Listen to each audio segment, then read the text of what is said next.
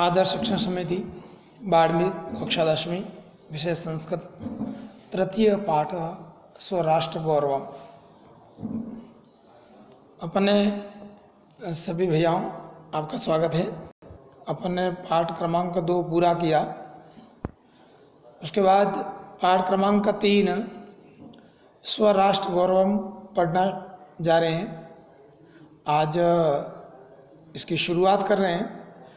जो ये पाठ है इसके शुरुआत में कुछ शब्दार्थ और 3 श्लोक हैं। इन तीनों श्लोकों के पूरा श्लोक, उसका अन्वय और उसका हिंदी अनुवाद लिखा हुआ है, उसको अपने कॉपी में ठीक प्रकार से करना है।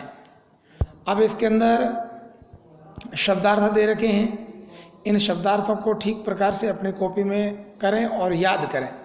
बिना याद किए ये किसी भी श्लोक का अनुवाद आप नहीं कर सकते हैं। ये शब्दार्थ हैं। उसके बाद में श्लोक क्रमांक 1 जिसको ठीक से पढ़ना और इसका अनुवाद अन्वय के अनुसार करना। उत्तरम यत् समुद्रश्च हिमाद्रश्चैव दक्षिणम वर्षम तद भारतम नाम भारती यत्र संतति। अन्वय इसका बनाया है यत् समुद्रस्य, जो समुद्र के उत्तरम हिमालय के उत्तर में, एव ही दक्षिणम दक्षिण में, यत्र भारती नाम संतति यानी संतान बसती है, निवास करती है, उस भूभाग को भारतवर्ष नाम दिया गया है। जैसे इसका अनुवाद देखें तो नीचे लिखा हुआ है, जो भूखंड समुद्र के उत्तर में और हिमालय के दक्षिण में है, जहाँ भारतीय संतान अर्थात रहती है, वह भारत नाम का देश है या भारत नाम का भूखंड है। इसके बाद में श्लोक क्रमांक 2 इसको ठीक प्रकार से पढ़ना और इसका अनुवाद देखना। हिमालयात समारभ्य यावत् बिंदु सरोवरम ते देव निर्मितम देशम हिंदुस्तानम प्रचक्षते। इसका अन्वय देखेंगे तो हिमालयात, हिमालय से, समारभ्य आरंभ होकर, इंदु सरोवर यानी हिंद महासरोवर यावत यानी तक, यह देश स्थित, जो देश स्थित है, देव निर्मितम देवताओं के निर्मित, देवताओं के द्वारा बनाया हुआ, तम देशम उस देश को हिंदुस्तान कहते हैं। प्रचक्षते का अर्थ है कहलाता है या कहते हैं।